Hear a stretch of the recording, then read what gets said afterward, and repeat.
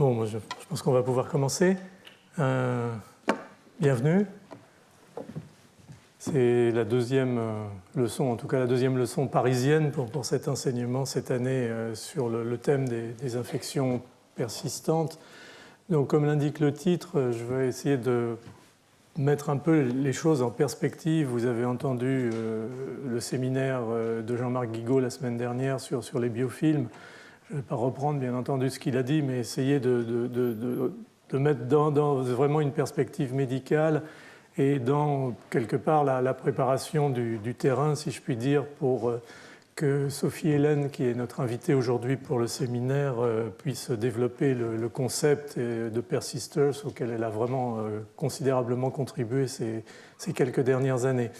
Donc ça, ce sera la première partie. Puis la deuxième partie du cours sera plus au fond une reprise de ce que je vous ai raconté la semaine dernière sur la fièvre typhoïde dans bien sûr le contexte de la Première Guerre mondiale, mais ce que je vais reprendre, c'est plus la problématique du portage chronique, parce que je considère que la fièvre typhoïde, avec ses récurrences infectieuses et avec ce portage chronique, est un bel exemple au fond, du thème que j'ai donné à ces cours cette année. Donc j'essaierai de vous faire le point sur la façon dont on voit actuellement ce problème de portage chronique qui persiste, et en particulier, bien sûr, dans les régions endémiques.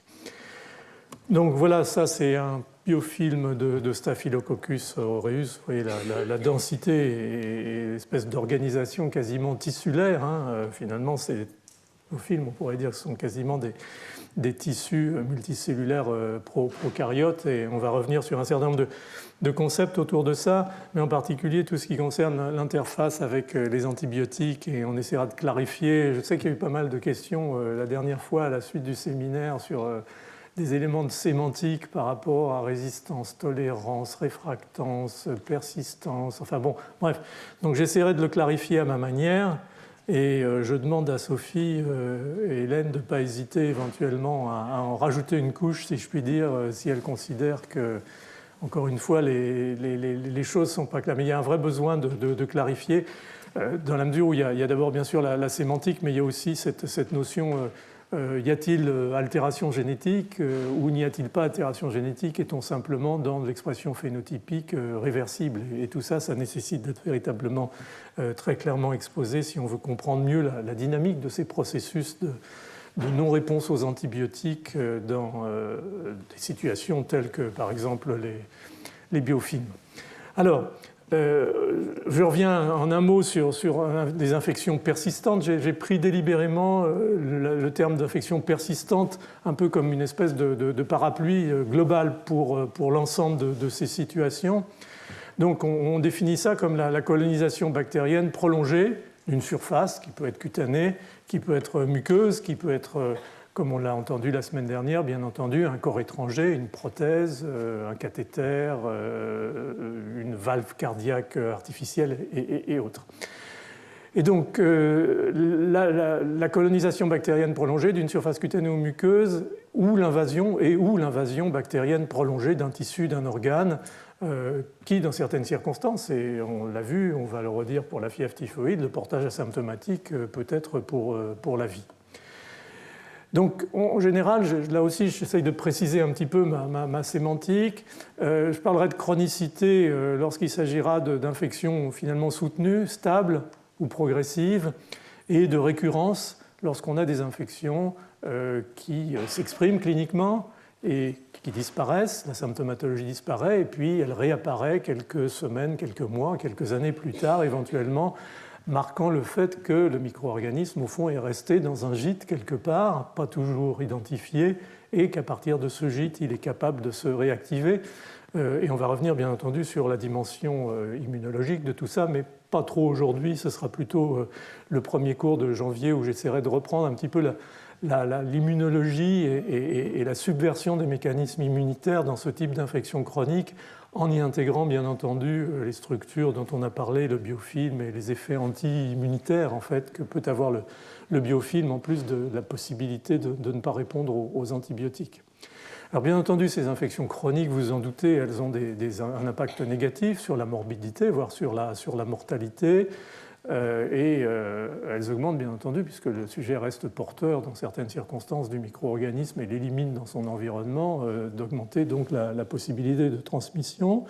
Puis il y a un thème qui se développe de plus en plus au-delà des virus qui sont pour certains d'entre eux connus pour être oncogènes sous une forme ou sous une autre à l'issue d'infections persistantes, parfois sur toute la vie. Il y a un thème qui émerge qui est celui aussi de la possibilité d'un processus oncogène induit ou facilité par l'infection chronique d'un tissu. On prendra un exemple tout à l'heure qui est celui effectivement des carcinomes de la vésicule biliaire dont on pense de plus en plus qu'ils sont éventuellement liés à une colonisation prolongée par un micro-organisme de nature bactérienne. Donc ces infections persistantes, en fait, c'est un petit peu artificiel, mais il y a des micro-organismes qui vont entraîner des infections persistantes, même si ce n'est pas, je dirais, leur capacité naturelle, leur profession, entre guillemets. Donc ce sont des bactéries que vous connaissez très bien et qui vont, à l'occasion d'une infection aiguë, donner lieu à un passage éventuel à la chronicité pour des raisons de difficulté d'accès pour les traitements, ou, encore une fois, d'organisation dans des structures comme des biofilms qui vont considérablement gêner les traitements. Les infections ostéo-articulaires, l'os est un vrai poison lorsqu'il est infecté, en particulier dans les ostéomyélites. On peut avoir très facilement, si le traitement antibiotique initial n'est pas efficace, une chronicisation. C'était la règle quasiment, malheureusement, dans des temps où les antibiotiques n'existaient pas, et on voyait ces infections se chroniciser, les lésions, les abcès osseux se fistuliser et les personnes pendant des années émettre du staphylocoque doré, c'était généralement du staphylocoque doré, à partir de cette fistule. Des infections trachéobronchiques, Jean-Marc vous en a parlé la semaine dernière, la mucoviscidose, le premier événement de surinfection de ces mucus extrêmement anormal dans le contexte de la mucoviscidose, par en particulier Pseudomonas aeruginosa. C'est un moment dans la vie de l'enfant atteint de mucoviscidose, car c'est là que les ennuis commencent, c'est là qu'il va falloir commencer à le traiter régulièrement aux antibiotiques, lui faire des lavages trachéobronchiques, enfin, la mise en place de la phase aiguë, bien sûr, mais surtout de sa chronicisation et encore une fois, une bascule dans la vie du patient. Les infections orales, piorrhée alvéolo-dentaire, des endocardites chroniques, on en a parlé la semaine dernière, les infections urinaires chroniques, récidivantes, les infections intestinales, tout ça, sont des micro-organismes qui ne sont pas nécessairement, je dirais, réglés pour entraîner des infections chroniques. C'est plus au fond le problème de l'hôte lui-même, du terrain, qui va lui offrir cette capacité. Contrairement à certains pathogènes bactériens qui sont vraiment, je dirais, des professionnels de la persistance, et c'est probablement leur mode de vie parce que ce qu'ils recherchent, c'est la protection d'un organisme auquel ils sont véritablement spécifiquement attachés, c'est la spécificité d'espèce le plus souvent. C'est le cas de la fièvre typhoïde et encore une fois de ses récurrences et de son portage chronique. C'est le cas bien entendu d'Helicobacter pylori. On avait eu un séminaire et j'avais fait quelque chose autour de ça il y a 3 ou 4 ans avec Hilde de Reuse, qui est au fond quasiment un commensal de la flore gastrique, même si le commensal a tendance à déraper au bout d'un certain temps, à donner lieu à gastrite, ulcère et éventuellement cancer de l'estomac. Chlamydia, vous entendrez parler par Agathe Subtil au mois de janvier, Borrelia burgdorferi, la maladie de Lyme bien sûr, mais aussi beaucoup d'autres borrélioses qui donnent lieu à des encéphalites récurrentes et parfois difficiles de traitement. Donc, une fois qu'on a mis cette liste, bien sûr, il ne faut pas oublier les mycobactéries et ces phases de latence extraordinaire de Mycobacterium tuberculosis après la primo-infection et la reprise sous forme de lésions pulmonaires en particulier. La lèpre, qui est aussi une pathologie de la vie, dont l'adaptation du micro-organisme à l'homme est telle que le micro-organisme n'a pas d'autre finalement hôte possible et s'est arrangé, entre guillemets, en termes de sa survie pour vivre le plus longtemps possible en association avec cet hôte, la brucellose et ainsi de suite. Donc c'est un petit peu artificiel quelque part, car comme d'habitude en pathologie infectieuse, il y a du recouvrement, mais on peut quand même essayer, pour simplifier un petit peu les choses, de donner un petit peu ces deux programmes de persistance, si on peut dire. Alors, donc on peut considérer au fond qu'une infection persistante, ça va être pour l'hôte infecté, pour l'homme infecté, la femme infectée, ça va être l'idée au fond de vivre de façon prolongée avec un invité ou avec des invités indésirables. La persistance, elle est souvent établie, quelle que soit la nature du micro-organisme, la première ou la deuxième catégorie que j'ai mentionnée après une infection aiguë, plus ou moins symptomatique, et qui va bien entendu stimuler la réponse immunitaire à la fois innée et dans la foulée la réponse immunitaire adaptative.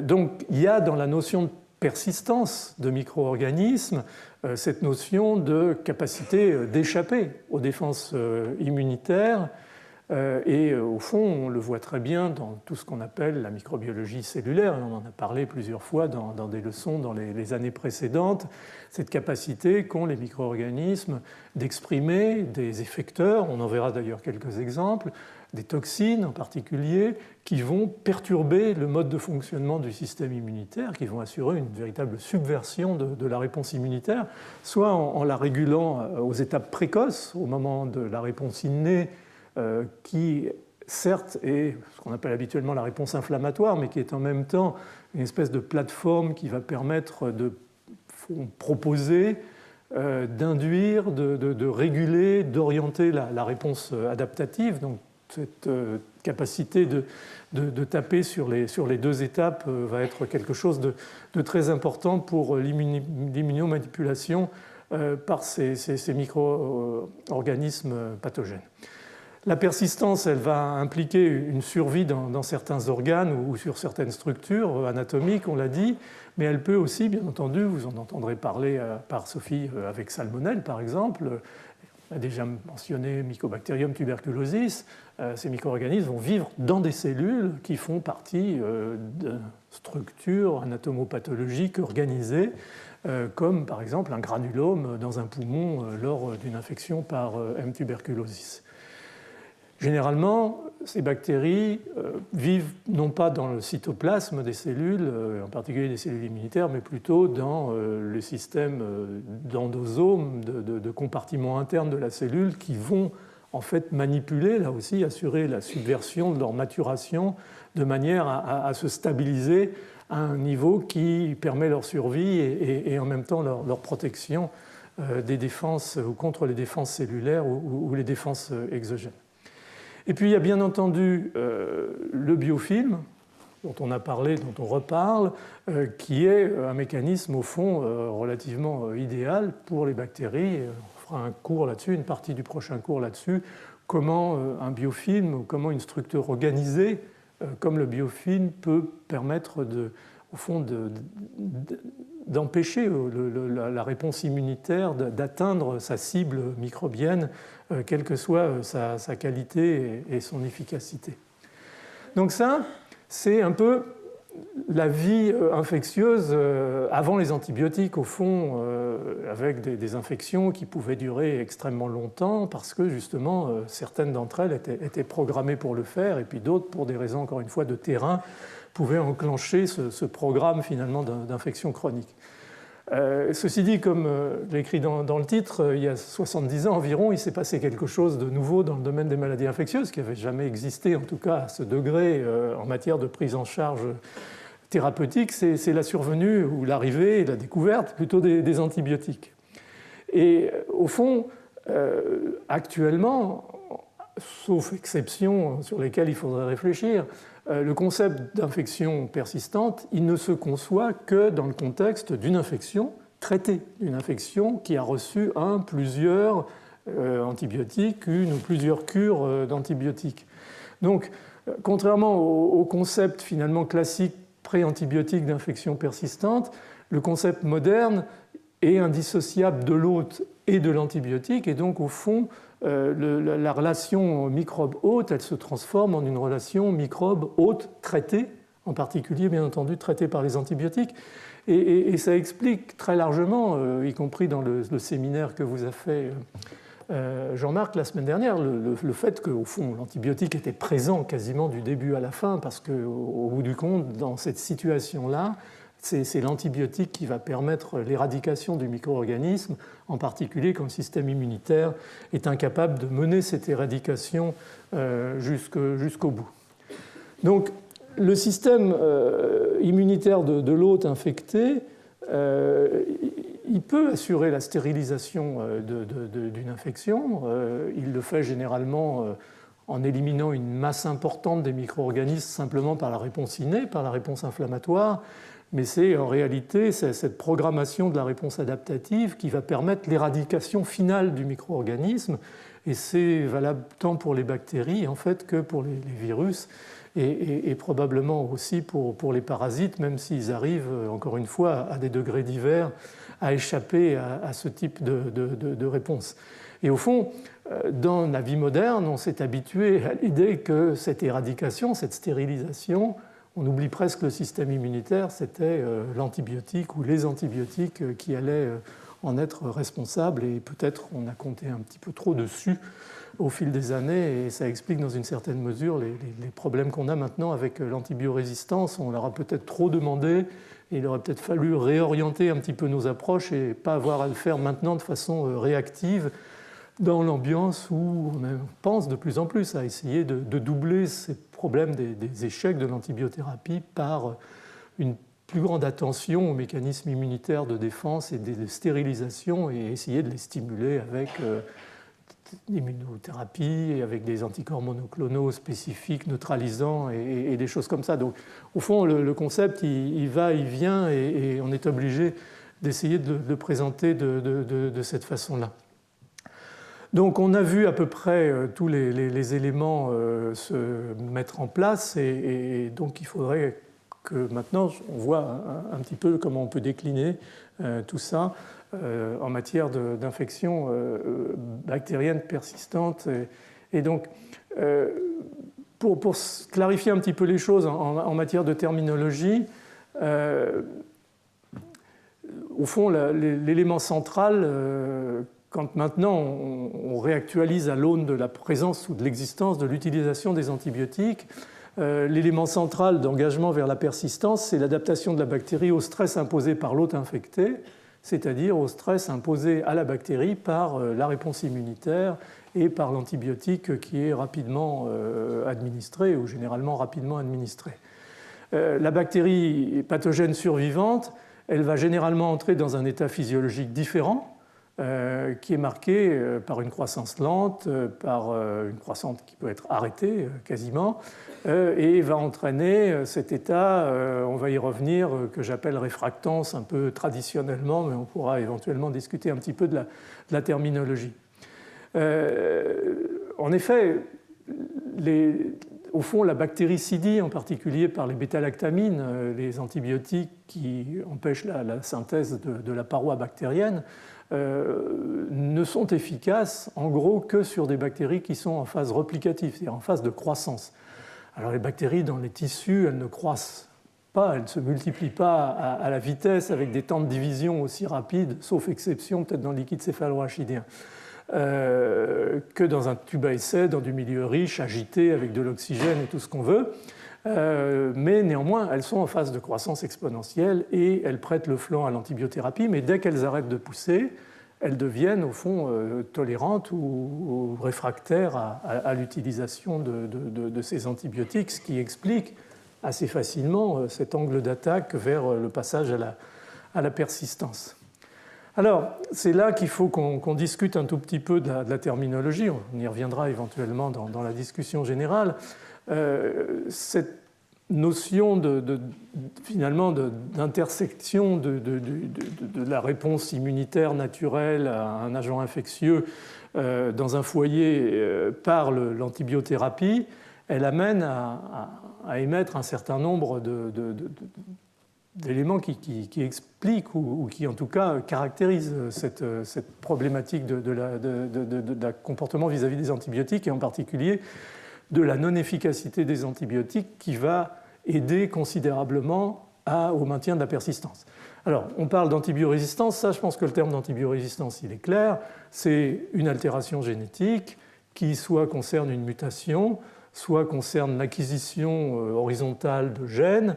La mutation généralement va gêner considérablement l'activité de l'antibiotique sur sa cible ou va augmenter par les pompes à efflux son rejet à partir de la bactérie qui a internalisé l'antibiotique.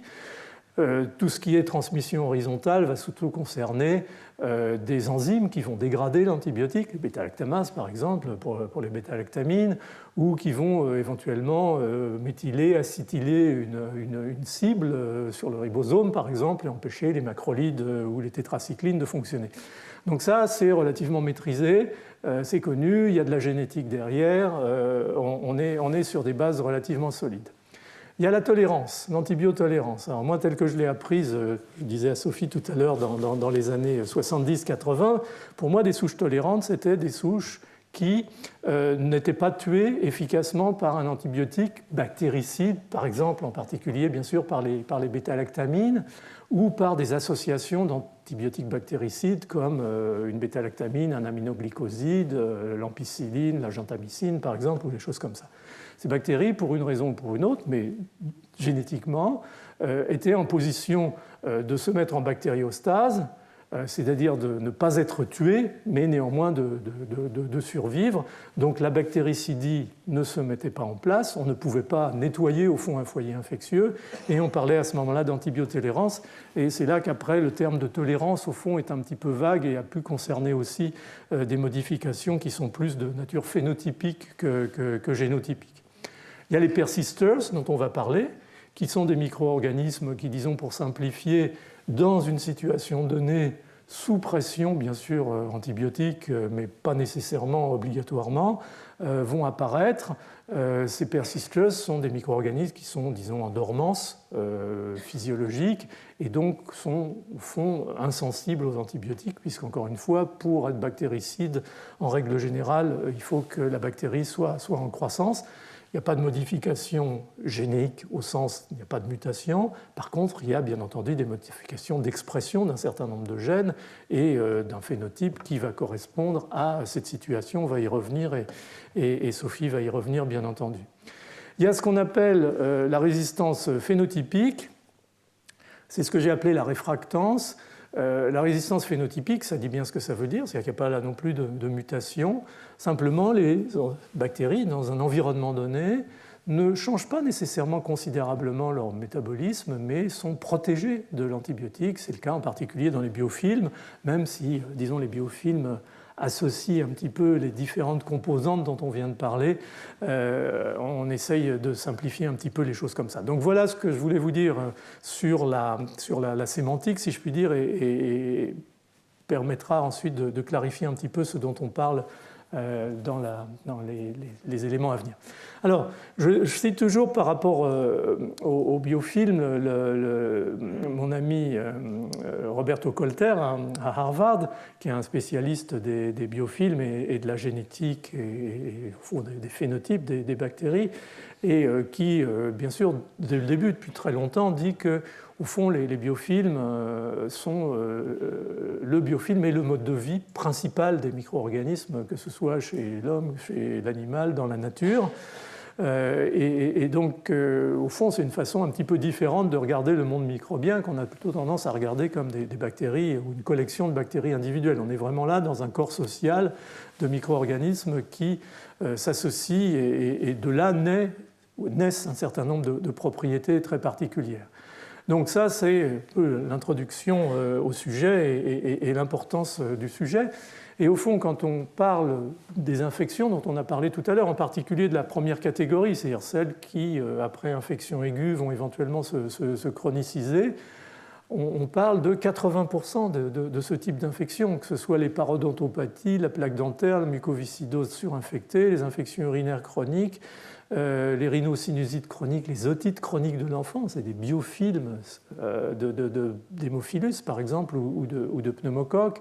Les angines récidivantes, c'est des biofilms qui se forment à l'intérieur des cryptes des amygdales.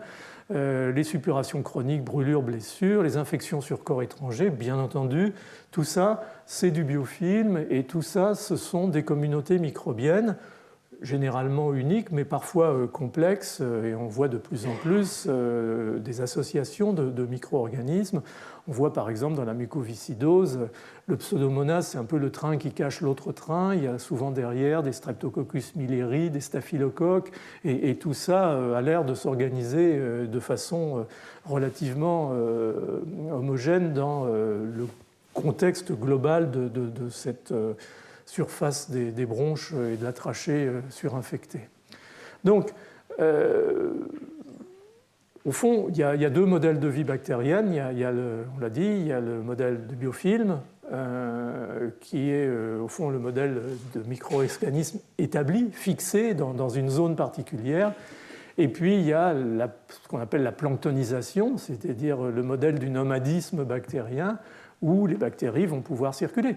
Et ça, c'est quelque chose qui est une réalité même en médecine, c'est-à-dire qu'on a souvent, à partir d'un biofilm, la possibilité que des bactéries s'extraient de ce biofilm, mais ce n'est pas uniquement une fracture physique, c'est une programmation moléculaire du micro-organisme, et ces bactéries vont se mettre à recirculer et causer une bactériémie ou une septicémie, ce qui se passe par exemple avec un cathéter à demeure qui, vous l'avez vu la semaine dernière, peut se recouvrir d'un biofilm. Donc il y a une vraie dynamique du biofilm, comme vous voyez en bas, depuis la liaison des micro-organismes. Souvent, c'est des systèmes d'adhésion bactériens, des flagelles éventuellement, qui vont permettre de faire cette étape pionnière de colonisation de la surface. Et puis à partir de là, par la croissance et la division bactérienne, va se constituer cette espèce de structure en champignon, en fait, qui sur le plan de la rhéologie, de la biophysique, est très intéressante à considérer, en particulier pour le micro-organisme lui-même, parce que ces espèces de structures en champignons vont aider à faciliter ou permettre en tout cas un flux de liquides et de nutriments qui vont au fond à terme alimenter ces espèces de structures en champignons. Et puis à un moment, le micro, cette structure en champignon, ce biofilm va commencer à libérer aussi des micro-organismes et le cycle va pouvoir se réétablir éventuellement. Donc c'est une vraie structure dynamique, c'est une vraie structure évolutive, ce n'est pas simplement quelque chose qui est plaqué là sur une matrice ou sur une surface tissulaire. Alors, le cadre clinique des infections à biofilm, c'est essentiellement, comme vous le voyez ici, j'en ai déjà parlé, les infections sur prothèse, par exemple, la surinfection à staphylocoque d'une prothèse de hanche, c'est un problème majeur, en particulier chez les personnes âgées. Et l'incapacité, une fois que cette infection s'est déclarée, à la traiter la plupart du temps par les antibiotiques, va amener à la nécessité de réintervenir, d'enlever la prothèse et de remettre une prothèse neuve avec le risque de réinfection si on n'a pas réussi à éradiquer toutes les zones infectieuses. Donc c'est un vrai problème. L'autre, c'est celui de l'endocardite, par exemple, des endocardites chroniques, où vont se former sur les valves cardiaques une espèce de biofilm, par exemple avec des entérocoques ou les streptocoques classiques qu'on observe dans ces situations-là. Et au fond, ces biofilms vont d'abord assurer l'implantation du micro-organisme, vont les protéger contre le traitement antibiotique. Il faut souvent des antibiotiques bactéricides extrêmement lourds, voire il faut intervenir chirurgicalement pour éliminer les valves surinfectées. Et puis, c'est à partir de ce biofilm, à partir de ces végétations, comme on les appelle, on voit là en échographie avec la flèche blanche, vont pouvoir éventuellement partir dans la circulation des petits emboles infectés. C'est la complication classique dans l'embole septique cérébral ou dans les artères des membres inférieurs chez les patients atteints d'une endocardite d'Osler. Alors ça, c'était très classique dans la pathologie avant les antibiotiques. Heureusement, ça s'est considérablement amélioré, mais ça reste néanmoins une physiopathologie prégnante en matière d'endocardite. Donc, encore une fois, les biofilms sont partout avec ce poids sur la morbidité et éventuellement sur la mortalité dont j'ai parlé initialement. Alors, au fond, on en a déjà parlé. Est-ce qu'on peut essayer de décanter un petit peu les caractéristiques de ces biofilms médicaux par rapport à ceux dont on a parlé la semaine dernière dans l'eau des rivières, sur les cailloux ou dans l'environnement ou ailleurs? La première caractéristique, c'est encore une fois ce qu'on a dit, c'est qu'on est caractérisé maintenant dans le monde moderne par être en matière d'infection un autre traité. Donc c'est le problème de ce que j'ai appelé la réfractance aux antibiotiques. Donc ça, on va y revenir. Le deuxième point, c'est la persistance malgré une réponse immunitaire soutenue. Donc c'est le côté, je dirais, abortif du bras armé de l'immunité, à la fois innée et adaptatif, qui en fait se brise sur ce biofilm et ne va pas pouvoir effectuer correctement son rôle de stérilisation microbienne. Et puis c'est aussi ce qui fait en fait probablement la force et la complexité du biofilm, l'hétérogénéité des situations que l'on retrouve dans le biofilm. Et on a dit encore la semaine dernière, mais je pense que ça c'est un élément très important à prendre en considération. Il n'y a pas une signature transcriptionnelle, par exemple, d'une bactérie dans un biofilm. Il y a une superposition en 3 dimensions de situations totalement différentes, avec des bactéries qui sont dans des zones oxygénées, avec des nutriments à la surface essentiellement du biofilm, et puis à l'intérieur des zones sans oxygène, des zones sans nutriments, où les micro-organismes vont bien entendu se mettre dans une situation tout à fait différente en matière de possibilités de croissance et d'activité métabolique. Donc un biofilm, c'est vraiment quelque chose de très hétérogène, et je pense que c'est sur la diapositive suivante, mais avant de la montrer, dire que justement ces zones un petit peu particulières qui vont être très peu irriguées, donc peu d'oxygène, qui vont recevoir très peu de nutriments, où les bactéries vont se mettre dans ces situations de persistance, et en particulier, comme on le disait au début, le biofilm va représenter un environnement tout à fait favorable à l'apparition de ces fameux persisters dont on va parler tout de suite après. Ça, c'est simplement l'image d'un biofilm où il y a plusieurs choses qui sont en fait par des couleurs différentes, mais en vert, c'est les bactéries vivantes, et en rouge, c'est les bactéries mortes. C'est pour montrer qu'il y a aussi un turnover, un cycle à l'intérieur de ces biofilms, avec des bactéries qui sont vivantes, des bactéries qui sont mortes, et très généralement, encore une fois, dans le contexte de la réponse immunitaire, l'incapacité aux cellules du système immunitaire, en particulier aux polynucléaires neutrophiles, de venir s'insinuer. Et ce que montre avec la coloration bleue, mais je pense que vous ne le voyez pas très bien, c'est que ces polynucléaires, dans la réalité, ça c'est un biofilm prélevé d'un patient, restent collés à la surface du biofilm mais sont incapables de s'insinuer à l'intérieur de ce biofilm et d'aller faire leur rôle de phagocytose. Donc ça vous donne une idée un petit peu plus dynamique, si je puis dire, de ce que représente la situation. Alors, la récalcitrance aux antibiotiques des bactéries en biofilm, on a donné des chiffres déjà la semaine dernière. Il faut des doses d'antibiotiques 100 à 1000 fois supérieures pour obtenir une bactéricidie efficace dans un biofilm, mais ça, c'est quelque chose qu'on n'obtient pas nécessairement chez un patient, parce qu'il y a des limites à l'utilisation de l'antibiotique, il y a la toxicité des antibiotiques, en particulier les aminoglycosides, par exemple, qui sont très toxiques pour le rein si on utilise des concentrations trop importantes. Donc c'est là qu'on voit, au fond, l'efficacité de cette vie en biofilm par rapport à cette réfractance, à cette protection au fond, alors que si ces bactéries retournent à leur vie planctonique, elles sont parfaitement sensibles et elles vont être immédiatement tuées, l'activité bactéricide va s'exprimer. Alors, les éléments de cette réfractance, ils sont multiples. Il y a la diminution de l'accessibilité des antibiotiques par la matrice du biofilm. Tout le monde n'est pas très d'accord sur qui fait quoi dans cette diminution de l'accessibilité. Les dernières nouvelles auraient tendance à dire que c'est l'ADN. Il y a énormément d'ADN par ces bactéries mortes que je montrais tout à l'heure, qui, dans la diapo précédente, qui sont donc l'ADN est libéré. Vous savez que l'ADN qui se libère d'une bactérie, ça fait une espèce de filet, de network absolument invraisemblable, qui est totalement compacté dans la bactérie, mais à l'extérieur, il y a une expansion formidable. Et en fait, la charge négative de l'ADN fait que les antibiotiques vont venir s'absorber sur ces mailles du filet, avec d'autres éléments, probablement en particulier un certain nombre de protéines. Donc toute cette matrice du biofilm est un piège à antibiotiques qui va les empêcher d'aller se fixer se faire absorber par les bactéries. Il y a l'activité accrue des pompes à effluves, on en a parlé aussi, qui est caractéristique des bactéries dans ces conditions de stress dans les biofilms.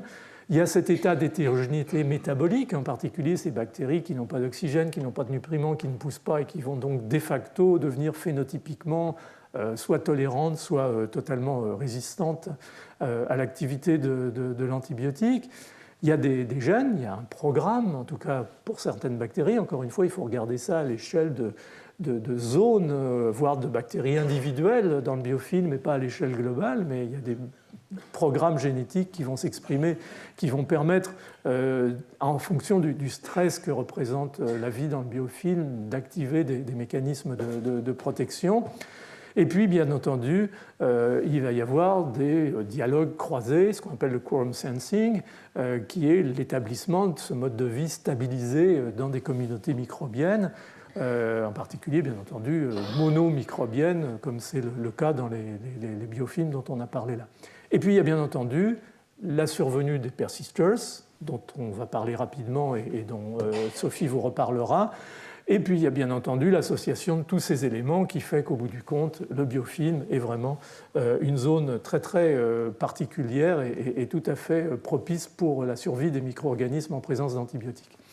Ça, c'est une manip, j'aime bien, ce n'est pas de la grande science, mais je trouve que ça parle très fort. Le vert, en fait, vous imaginez, vous voyez les trois niveaux sont des temps différents de diffusion d'un antibiotique. Alors en gros, chaque niveau correspond, vous voyez depuis la base au sommet, à l'épaisseur d'un biofilm. Et vous imaginez que par le sommet, vous ajoutez l'antibiotique, c'est ce qui a été fait sur une lamelle, vous ajoutez l'antibiotique. Comme l'antibiotique est marqué par un chromophore, il va fluorescer, et vous pouvez voir la vitesse à laquelle l'antibiotique va diffuser. Donc là, on est dans la notion de gène par la matrice du biofilm à l'accessibilité aux bactéries.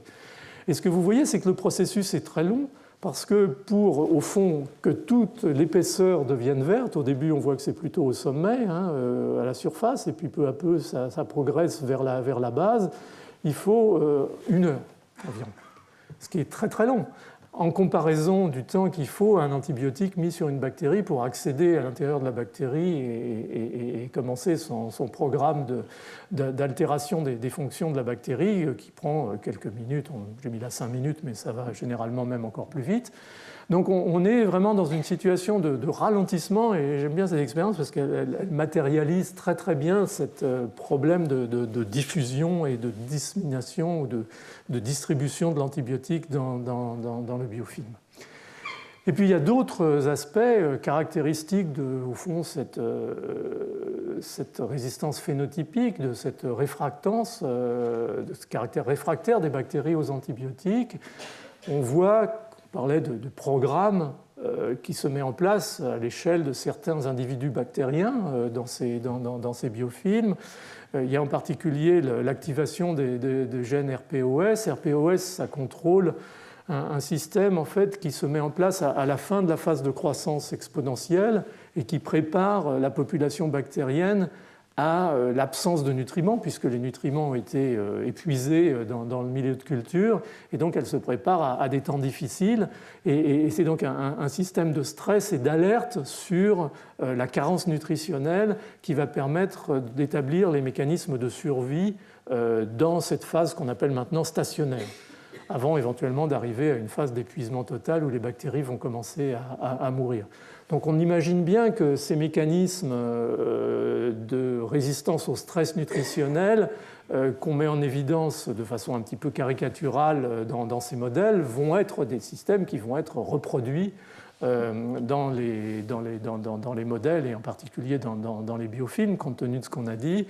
Et encore une fois, tous les travaux maintenant qui tendent à aller vers l'analyse sur ce qu'on appelle single cell, sur des cellules eucaryotes ou là en l'occurrence sur des bactéries isolées, vont permettre de mieux caractériser justement la diversité et le timing de réponse et de mise en place de ces systèmes de stress à l'occasion du développement d'un biofilm. Donc on arrive là à une notion un petit peu globale, je dirais, et c'est maintenant le moment de parler un petit peu de cette sous-population particulière qui sont les persisters. Et encore une fois, on en a entendu un peu parler par Jean-Marc la semaine dernière, et vous allez en entendre parler par la spécialiste du domaine qui est Sophie. Alors juste avant, je vous ai mis un petit peu de lecture, hein, quand vous aurez le temps. Si vous voulez en savoir plus sur les persisters, il y a un certain nombre de revues ces 4 ou 5 dernières années tout à fait pertinentes sur le sujet, y compris en haut la revue de Sophie Hélène et de ses collaborateurs. Là, vous aurez à peu près tous les éléments de réflexion, et comme vous aurez le dossier PDF sur le site, vous pourrez prendre ces références si vous êtes intéressé. Alors, d'une de ces références, j'ai extrait quelque chose qui essaye de clarifier un petit peu cette situation de persisters, mais je pense que c'est déjà relativement clair dans votre esprit. La courbe en pointillé du haut, c'est dans une population bactérienne en croissance, l'administration d'antibiotiques, elle ne voit pas l'antibiotique, elle continue à croître parce qu'elles sont résistantes.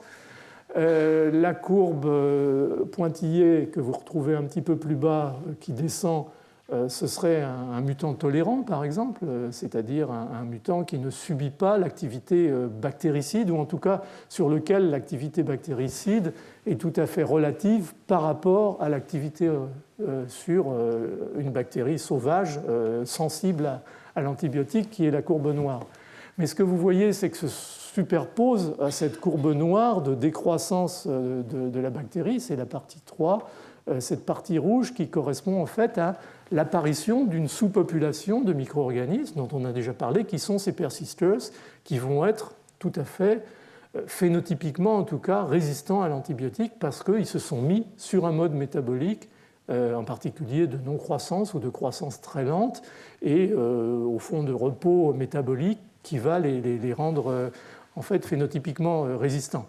Donc la partie haute, c'est l'administration d'antibiotiques avec les quelques persisters qui sont déjà dans la population, très rapidement présents, soit spontanément de façon un peu stochastique, peut-être on en reparlera, soit induits par les conditions environnementales qui vont très rapidement se mettre en place.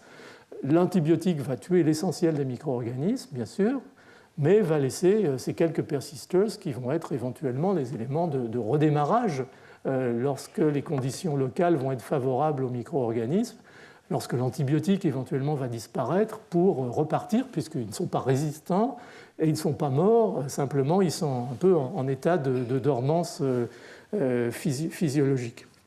Alors, le contexte de survenue de ces persisters, en fait, ils ont été décrits très très tôt. Je suis tombé là-dessus parce que je ne savais pas si c'était vraiment ce type de définition qui avait été, ou ce type d'observation qui avait été faite, mais dès les débuts de la pénicilline, dans les années 40, d'ailleurs, Fleming lui-même avait vu déjà des choses comme ça. On a montré qu'en présence de pénicilline, sur des staphylocoques dorés par exemple, on pouvait avoir ces micro-organismes qui n'arrivaient pas à mourir, sur lesquels la bactéricidie ne s'effectuait pas jusqu'à son terme et qui pouvaient redémarrer dans un deuxième temps. Donc ça, ce n'est pas une découverte d'hier, mais ça n'avait pas été, bien entendu, analysé à l'aune des connaissances qu'on a maintenant de la biologie moléculaire des micro-organismes.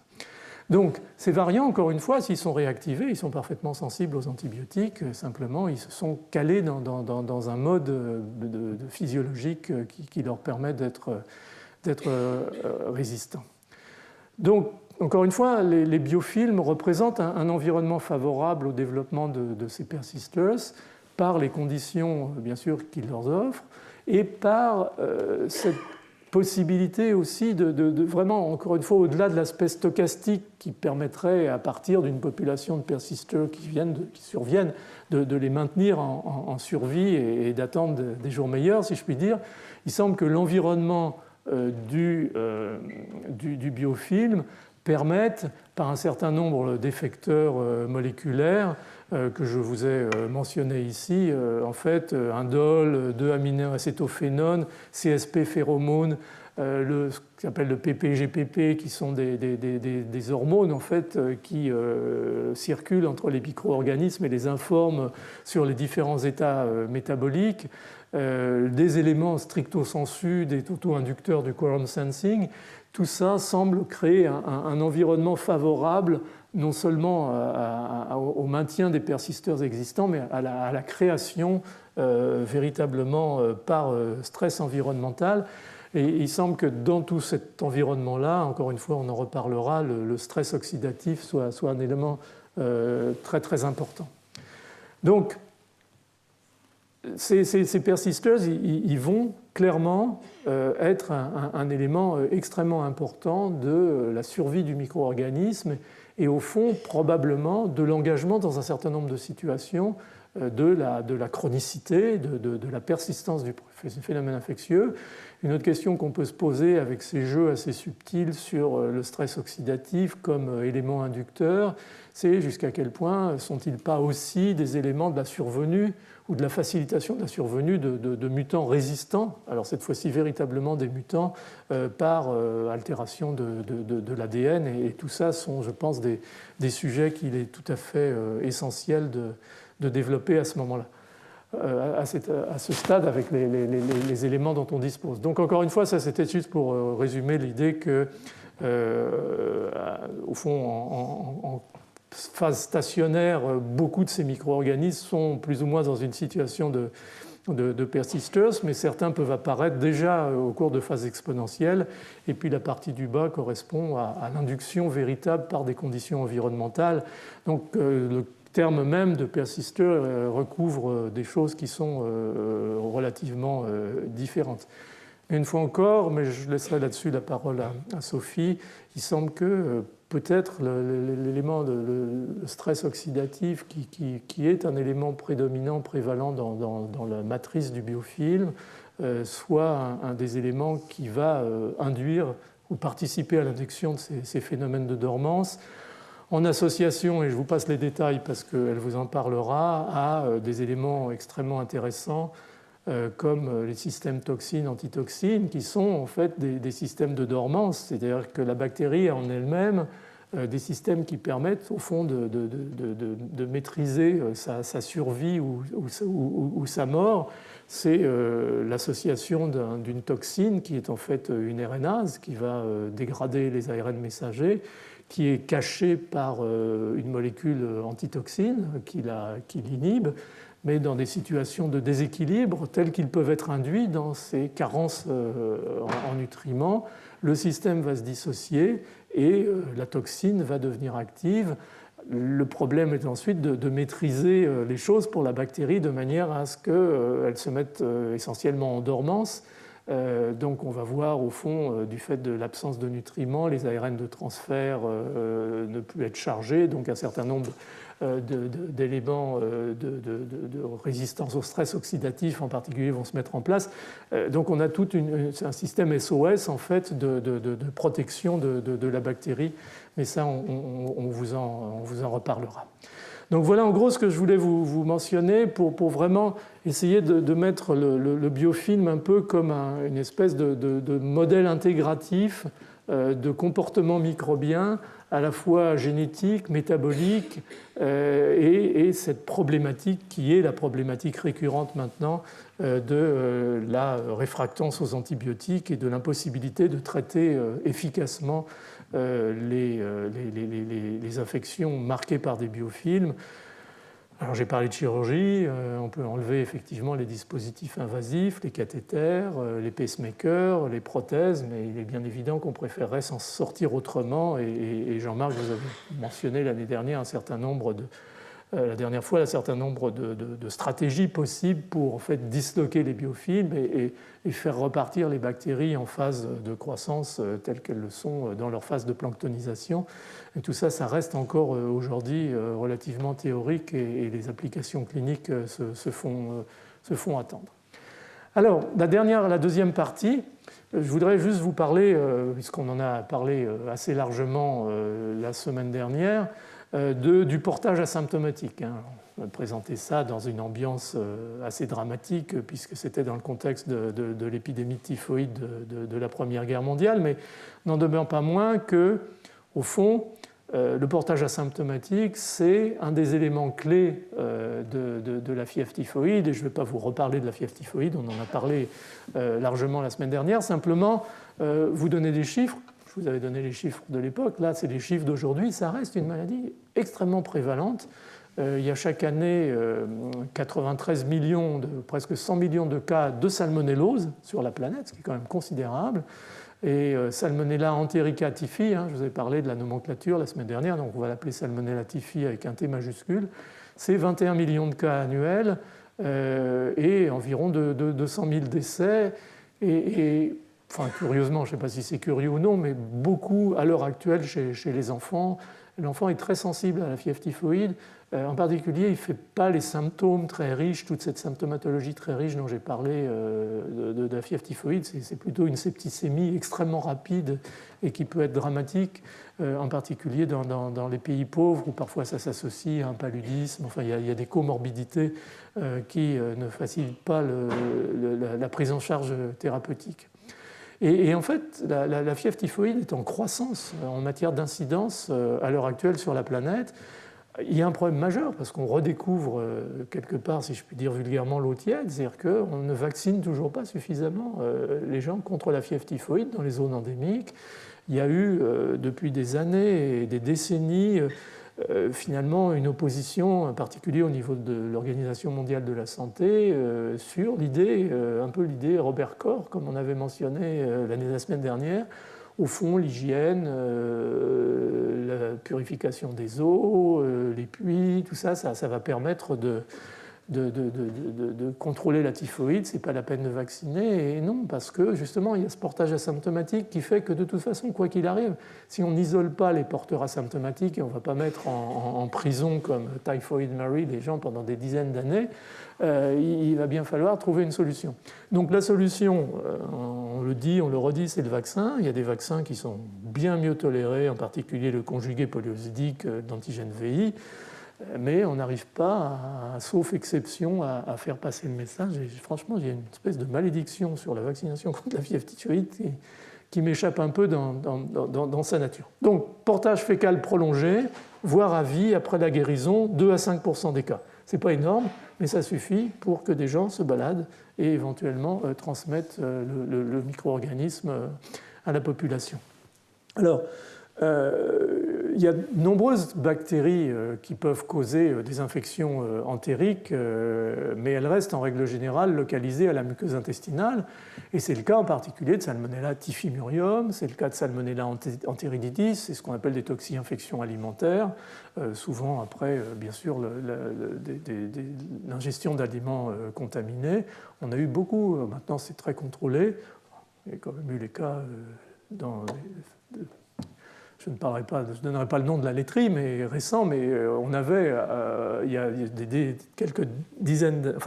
quelques décennies, je me souviens quand j'ai commencé dans les années 80, on avait des épidémies de Salmonella enteritidis, en particulier transmises par le poulet, et qui pouvaient amener, en particulier chez les jeunes enfants, une mortalité importante. Mais en règle générale, ces infections sont bénignes et nous vont donner lieu à des épisodes infectieux sévères, voire à une mortalité que chez les personnes, en particulier les enfants immunodéprimés ou chez les enfants drépanocytaires. Il y a une association très très bizarre entre typhimurium et drépanocytose.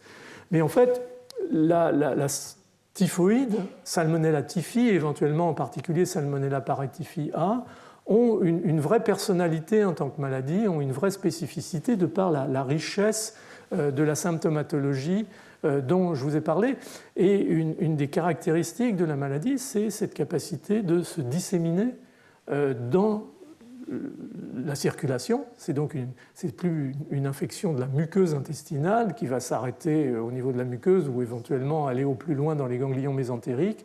La typhoïde, c'est une infection qui, à partir des structures lymphoïdes de l'intestin et des ganglions mésentériques, va donner lieu à ce qu'on appelle une septicémie lymphatique et donc à la dispersion du micro-organisme partout et au réensemencement de ce qu'on appelait avant le système réticulo-endothélial.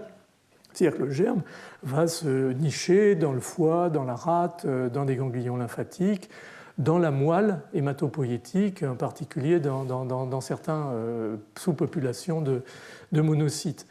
Donc cette espèce de dissémination va créer les conditions à la fois du portage chronique, de l'élimination dans les selles chroniques du micro-organisme, et puis des récurrences éventuelles, même à l'issue de traitements antibiotiques efficaces. Donc, au fond, qu'est-ce qui se passe et quel est le réservoir, en tout cas si on s'intéresse au portage chronique qui est l'objet de cette présentation. Au fond, il y a deux stades dans ce portage chronique. Il y a un stade, alors c'est un peu paradoxal de le dire comme ça, mais c'est un peu un oxymoron, c'est un stade de portage chronique à court terme. Et là, il semble que le parasitisme des monocytes, qui est très caractéristique de Salmonella typhi, soit un élément important qui va lui permettre au fond de se cacher et d'aller se disséminer, encore une fois, dans le système réticulo-endothélial, pour employer un vieux mais joli terme. Et puis, il y a vraiment le portage chronique à long terme, ces porteurs chroniques ou porteuses chroniques dont on a parlé. Et là, il y a un réservoir, un sanctuaire, c'est la vésicule biliaire, et on va en reparler parce que c'est certainement un élément très, très important, et c'est là, au fond, que se joue la décision sur le portage chronique. Alors, qu'est-ce qui explique cette, au fond, d'abord, spécificité d'espèce de Salmonella typhi et cette capacité de donner lieu à des rechutes ou à un portage chronique? En fait, curieusement, on ne sait pas encore très très bien, mais j'ai essayé de vous donner des éléments pour vous faire mieux comprendre comment on peut essayer d'avancer dans la compréhension de ces pathologies chroniques un petit peu mystérieuses. Premier élément, c'est que lorsqu'on regarde, et on va y revenir, le génome de Salmonella typhi par rapport au génome de Salmonella typhimurium, c'est-à-dire Salmonella typhi, c'est vraiment spécifique de l'homme, ça donne lieu à un déportage chronique. Salmonella typhimurium, c'est très large comme gamme d'animaux qui peuvent être infectés. Ça ne donne pas, en tout cas chez l'homme, de septicémie, et ça ne donne pas de portage chronique, en tout cas de façon très très prolongée. Donc il y a des pseudogènes chez Salmonella typhi, il y en a aussi chez Salmonella typhimurium, mais beaucoup plus chez Salmonella typhi. On va revenir tout de suite sur ce dont il s'agit. Donc ça, ce serait plutôt de la soustraction, c'est-à-dire qu'on a l'impression que plus un micro-organisme restreint sa spécificité d'espèce pour devenir un micro-organisme qui est spécifique de l'homme, parce qu'il n'y a pas d'autre hôte animal, même le chimpanzé est résistant à Salmonella typhi, ou en tout cas ne donne pas de la maladie qu'on a chez l'homme. Et peut aller créer des sanctuaires très particuliers, il faut qu'elle ait quelque chose de spécial. Et ce spécial, ça peut résider dans la délétion d'un certain nombre d'éléments du génome, parce qu'au fond, plus des gènes disparaissent, ou en tout cas deviennent non fonctionnels, plus la bactérie perd des propriétés d'adaptation et va donc peu à peu se restreindre et devenir quasiment esclave de l'hôte dans lequel elle s'est insérée, en l'occurrence de l'homme. Et puis il va y avoir d'autres éléments, éventuellement positifs, qui sont présents dans le génome de typhi, enfin des gènes codants pour des éléments présents dans le génome de typhi, mais pas typhimurium. Et là, je vais vous montrer rapidement le travail d'un de mes amis, quelqu'un vraiment pour qui j'ai énormément de respect scientifique, qui est Jorge Galán aux États-Unis, à Yale, sur la toxine typhoïdique. Alors, qu'est-ce que c'est que des pseudogènes et qu'est-ce que c'est que cette histoire de réduction génique, finalement, ou de réduction génomique à l'échelle de l'augmentation ou de l'accroissement de la spécificité d'espèces et de la possibilité d'élire, finalement, des niches très, très particulières qui vont répondre à à cette nouvelle configuration du génome qui s'est établie sur milliers d'années d'évolution, bien entendu. Donc, ce sont, pour prendre la définition originale d'un pseudogène, c'est un gène inactif dans le génome du fait d'altérations génétiques le rendant non fonctionnel, donc incapable d'exprimer une protéine. Maintenant, on peut dire aussi qu'on sait qu'il y a des séquences dans le génome qui sont non codantes, qui codent pour des ARN régulateurs. Donc, il peut y avoir aussi des mutations et des éliminations de systèmes de régulation et pas uniquement d'expression de protéines. Puis on sait que certaines altérations, mutations, un codon stop par exemple au milieu ou 2/3 d'un gène va donner lieu à une protéine tronquée qui peut prendre une fonction différente de la protéine normale. Donc le concept doit être vu avec un petit peu plus d'attention, mais néanmoins on a à l'échelle des microbes, à l'échelle des bactéries, selon l'espèce et selon encore une fois l'adaptation à l'espèce, selon le fait que ce sont des bactéries qui ont une vie extracellulaire ou des bactéries qui sont devenues des micro-organismes intracellulaires obligatoires, par exemple les chlamydia, on a une réduction génomique qui commence par ces pseudogènes et puis ensuite il y a des bouts d'ADN qui sont éliminés et on se retrouve avec des génomes qui, pour coli, sont à 5 mégabases et qui sont à moins d'1 mégabase pour des micro-organismes qui sont en fait des descendants des Escherichia coli mais qui sont devenus des commensaux intracellulaires, par exemple. Donc, on a cette notion, et ce qui est très intéressant quand on regarde les génomes comme le génome de Shigella, Shigella pareil, est spécifique de l'homme. Il y a 300 pseudogènes dans le génome de Shigella. Et on voit que tout a été sélectionné probablement parce qu'il y a une pression sélective sur la disparition de ces gènes. C'est une pression sélective qui est à la fois patho-adaptative et adaptative d'espèces, qui fait que n'importe quel type de mutation a été sélectionné. Chez les bactéries, ça peut être des mini-inversions, ça peut être des mutations ponctuelles qui vont introduire un codon stop, ça peut être très souvent des séquences d'insertion, c'est-à-dire des petits fragments qui viennent s'insérer au milieu du gène ou dans le gène régulateur et qui vont arrêter l'expression. Et au fond, quand on regarde, et c'est un travail qui avait été fait par Gordon Dugan, dès les années 2000, au Sanger Center, ils ont commencé à séquencer énormément de génomes d'entérobactéries, coli, Salmonella typhi, typhimurium. Ça a été vraiment les pionniers dans ce domaine, Gordon Dugan, Julian Parkhill en particulier. Et ce que Gordon, quand il a publié, et on en avait discuté beaucoup à l'époque, le premier génome de Salmonella typhi, en comparaison au génome de Salmonella typhimurium, c'était en 2002, il avait vu tout de suite qu'il y avait quelque chose comme, je vous l'ai mis ici, un certain nombre de mutations c'était 200 pseudogènes chez Salmonella typhi, dont 145 d'entre eux étaient apparemment des gènes intacts susceptibles d'être transcrits et traduits chez Salmonella typhimurium. Donc un nombre considérable de pseudogènes chez Typhi par rapport à Typhimurium, et certains qui faisaient du sens. Par exemple, la perte d'adésine de systèmes d'opérons qui permettent aux bactéries, par exemple, de s'associer très efficacement avec la surface de l'épithélium. Et on sait que Salmonella typhi colonise relativement mal l'épithélium intestinal. Salmonella typhi, son truc, c'est vraiment d'aller aux monocytes, parasiter les monocytes, de partir dans la circulation et d'aller coloniser le système réticulo-endothélial. Des mutations dans des gènes impliqués dans l'excrétion des bactéries, des choses sur le fitness microbien et leur capacité de survivre dans l'intestin. Donc l'intérêt de Salmonella typhi de partir, de quitter manifestement l'environnement intestinal qui ne lui est pas tellement favorable. Et puis des gènes qui sont... je vais montrer la diapo suivante. En fait, Salmonella est un micro-organisme passionnant. C'est un de ceux qui nous ont vraiment permis de bâtir ce qu'on appelle la microbiologie cellulaire. Salmonella typhi, comme les salmonelles en général, a deux systèmes qu'on appelle les systèmes de sécrétion de type 3. On en a déjà parlé dans des leçons précédentes, qui sont des injecteurs moléculaires qui permettent à la bactérie d'injecter des effecteurs à l'intérieur de la cellule, en particulier épithéliale, dans le cas des salmonelles, de manière, avec ce premier système, ce qui s'appelle Salmonella Pathogenicity Island 1, le premier, va permettre à la bactérie de rentrer à l'intérieur de la cellule, de réorganiser le cytosquelette cellulaire et de se faire endocyter par la cellule. Et puis quand elle est dans ce qu'on appelle la vacuole, c'est ce qu'on appelle, vous le voyez sur la diapositive, SCV, c'est Salmonella Containing Vacuole. C'est, encore une fois, comme je le disais au début, un processus d'arrêt de la maturation des endosomes qui fait que la bactérie trouve un environnement correct et elle va maintenir cet environnement en injectant par un deuxième appareil de sécrétion, de type 3 toujours, des effecteurs, une autre bordée, si je puis dire, d'effecteurs microbiens qui vont permettre de stabiliser sa vie intracellulaire.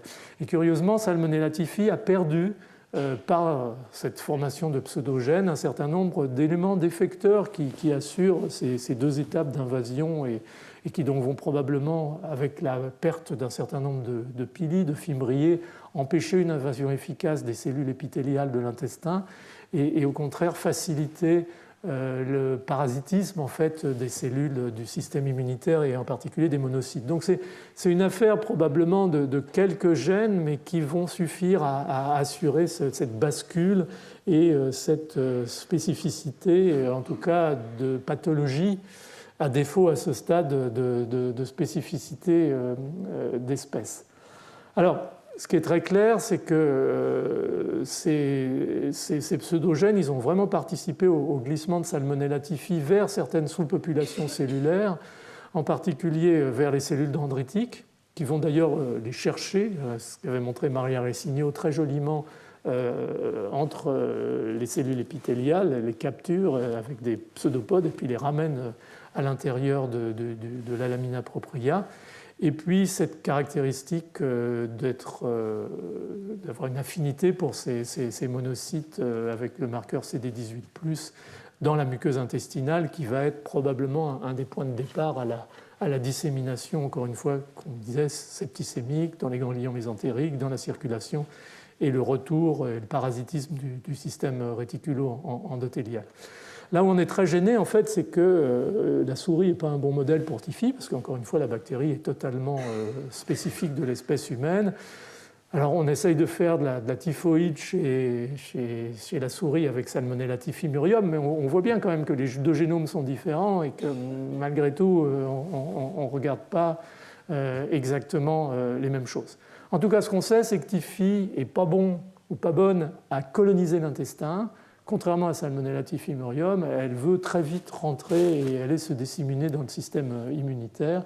Ça a été montré, non pas en injectant des gens avec Salmonella typhi, mais dans des études de vaccins candidats. Bon, bien sûr, les souches étaient atténuées, mais où on voyait bien qu'avec les mêmes mutations d'atténuation, pour faire des vaccins vivants atténués par voie orale, on avait très peu de colonisation avec typhi, une colonisation tout à fait acceptable avec typhi murium. Donc il y a manifestement quelque chose de très intéressant là qui a dicté en fait la spéciation du micro-organisme vers l'espèce humaine.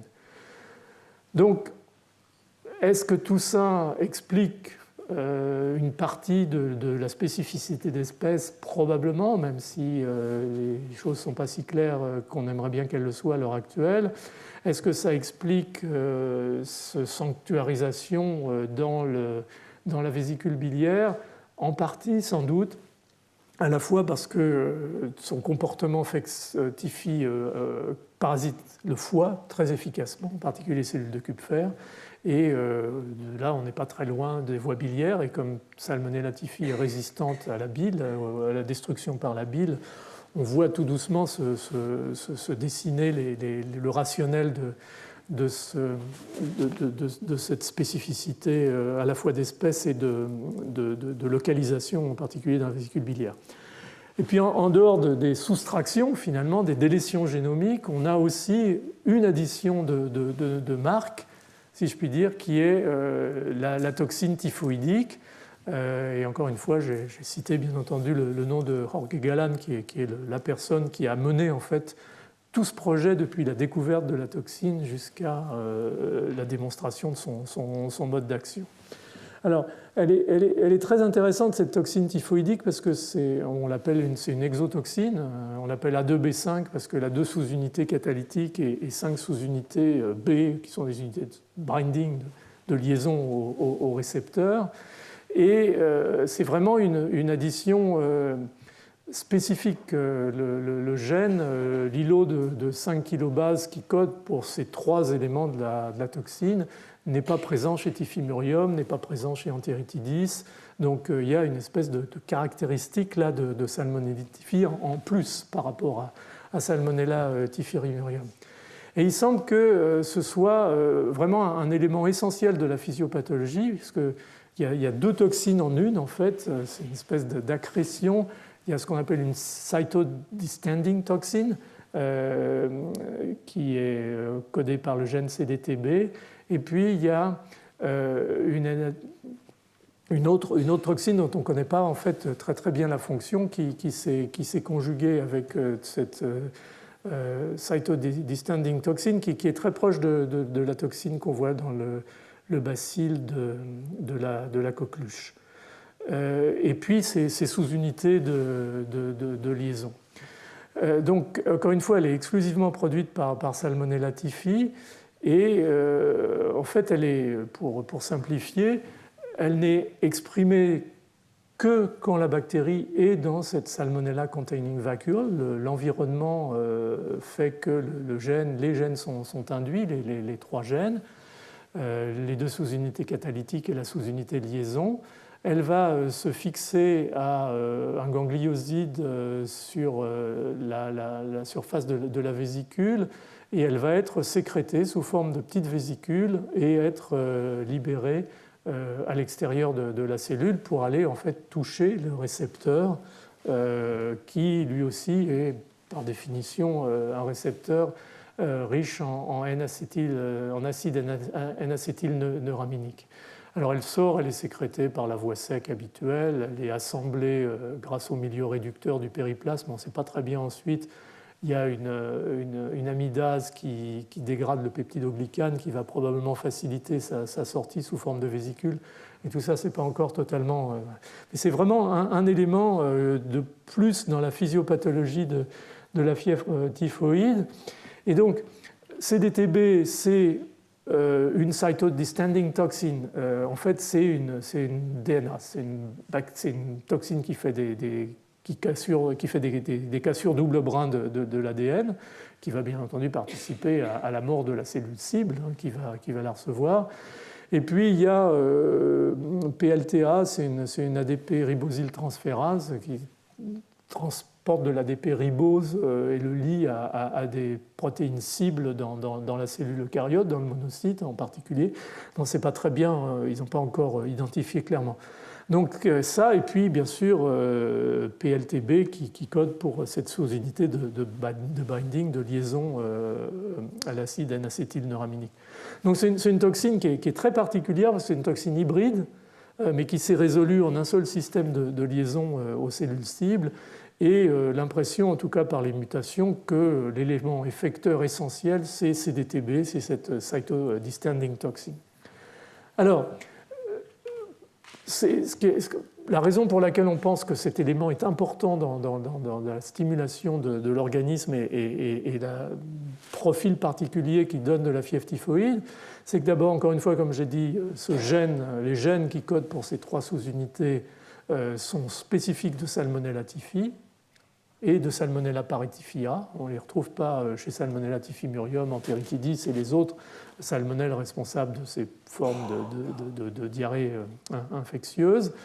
Et en fait, elle reproduit expérimentalement, alors chez les souris, c'est 57 Black 6 parce qu'elles ont beaucoup sur la surface des cellules de ces récepteurs de N-acétylneuraminique acide qui est le récepteur en tout cas le sucre qui permet la liaison de la toxine. Et donc, ça reproduit vraiment chez la souris la fièvre typhoïde. Pas la fièvre.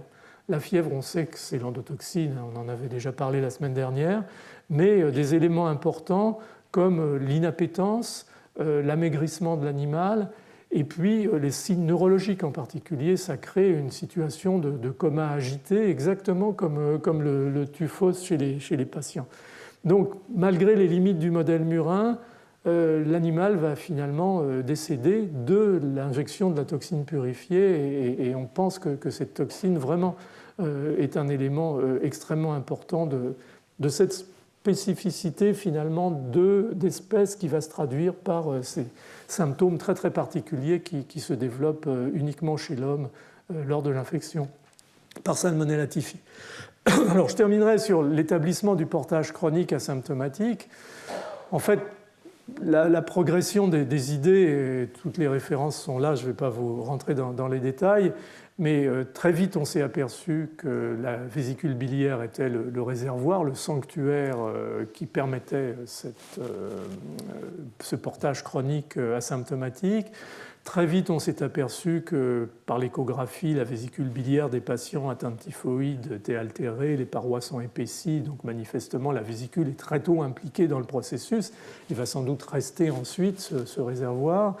L'infection de la vésicule vient probablement non pas de façon rétrograde par le sphincter d'Oddi de l'intestin vers le cholédoque, mais vraiment du foie infecté, des cellules de Kupfer et de regroupement des micro-organismes qui, encore une fois, se développent tout à fait favorablement dans la bile.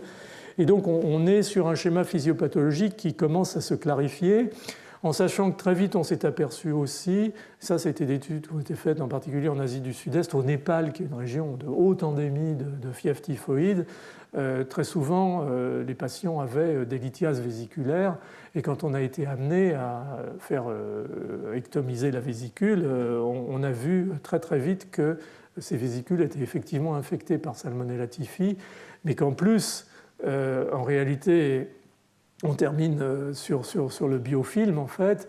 Ce qui se passe, c'est que le calcul, la lithiase, qui est du cholestérol, en fait, cristallisé, qui s'accumule dans la vésicule biliaire, représente une matrice formidable pour la formation d'un biofilm par Salmonella typhi.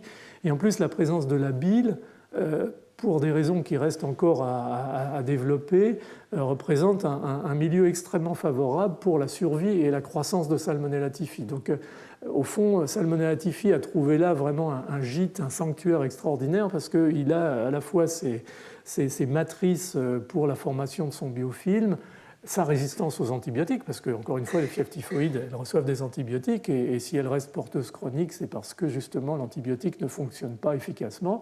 Il y a cette réfractance liée au fait que le mode de vie de typhi dans la vésicule biliaire, c'est un biofilm sur des lithiases cholestéroliques qui sont en fait assez fréquentes. Il y en a 10-15% dans la population générale. Moi, j'ai une vésicule pleine de lithiases. Bon, au jour le jour, ça va, on se porte pas mal. Quand on fait la typhoïde, malheureusement, elle va venir se nicher là et profiter de cette situation. Donc voilà, c'était simplement pour vous dire que les choses avaient évolué dans le domaine de cette typhoïde qui reste une maladie d'actualité. On considère souvent que la typhoïde, c'est un peu has-been comme maladie. Je ne suis pas du tout d'accord. C'est une maladie qui est très très prévalente et qui nécessite vraiment une attention, d'autant plus qu'elle touche de façon croissante les enfants et les jeunes enfants, encore une fois, dans les pays, dans les régions d'endémie.